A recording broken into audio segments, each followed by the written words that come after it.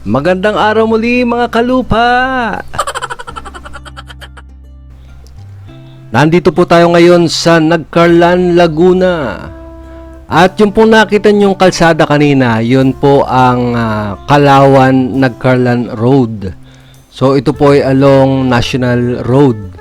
At ito po ang kanyang right of way. Nasa mga 100 meters po ang haba nito. At yung pong property sa likod ay 1 hectare na dati pong manukan. So kasi nga po malapit po ito dito sa highway o dito po sa National Road. Kaya po tinanggal na po yung manukan dito. Ayan, bawal na po. At ito nga po yung kanyang right of way. Kasya po ang sasakyan. 4 wheels po. Kasyang-kasya po dito. And yan po, yung po itinuturo sa atin, yan po yung 1 hectare. At dito po sa loting ito, wala pong nakatanim. So, pwede po nyong i-develop to kung ano pong gusto nyong itanim o kung ano pong business ang gusto nyo pong ilagay dito. Natanggal na rin po yung mga building do sa area. Wala na pong mga bahay ng manok dyan. Tinanggal na po. Pero dun po sa left side, ayun, meron po dong isang building na nakatayo. Yan. Abandonado na po yan. Hindi po natapos yung paggagawa ng bahay. So, ang total area nga po nito ay nasa mga, more or less po ay 1 hectare.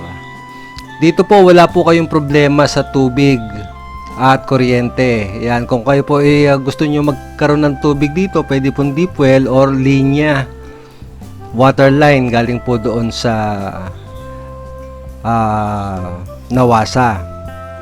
At dito po yun, may kuryente naman po. 100 meters away lang naman po sa National Road.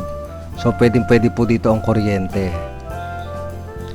At kung kayo po ay may idle property or idle land, ay pwede po natin yung ibenta dito po sa Lots and Properties. So, kontakin lang po ninyo ako at kunan po natin yung video na yan. Gaya po ng ginagawa po namin dito.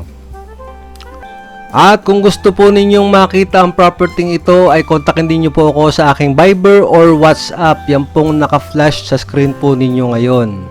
Ayan, pwede po tayong mag-schedule ng tripping papunta po dito sa property na ito.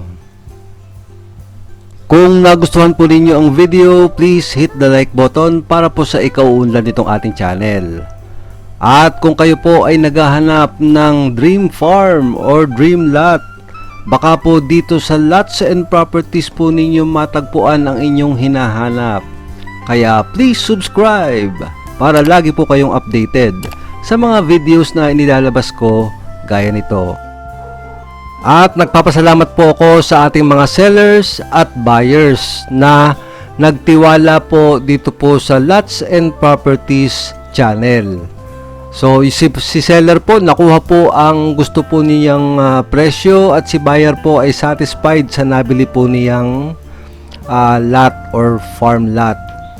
Ayan, so maraming salamat po sa pagtangkilik ninyo dito po sa Lots and Properties channel. Sana po ay magkaroon po ulit tayo ng transaction. Kung kayo po ay bibili ng lote, ay kontakin lang po ninyo ako sa aking Viber or WhatsApp.